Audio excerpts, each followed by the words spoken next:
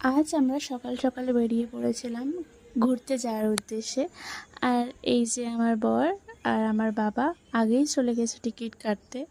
আর আমরা টুকটুক করে এগিয়ে যাচ্ছিলাম টিকিট কাউন্টারের দিকে।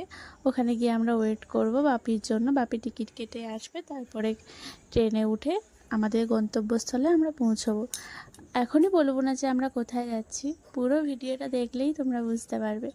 এই দেখো, ট্রেনে উঠেই আমার কর্তামশাই ঘুমিয়ে পড়েছে, কারণ আমরা অনেক সকালে উঠেছিলাম 4টের সময়। আর আমার বাবা চুপ করে বসেছিল আর আমিও বসেছিলাম। তারপরে কিছুক্ষণ বসে থাকার পরে এই যে কর্তামশাইয়ের ঘুম ভেঙে গেছে। ঘুম ভেঙে যাওয়াতেই এবার খিদে পেয়ে গেছে, এটা ওটা বায়না করতে শুরু করে দিয়েছিল। কিন্তু ঘুম ভাঙতেই আমাদের স্টেশন যে এসে পড়েছিল।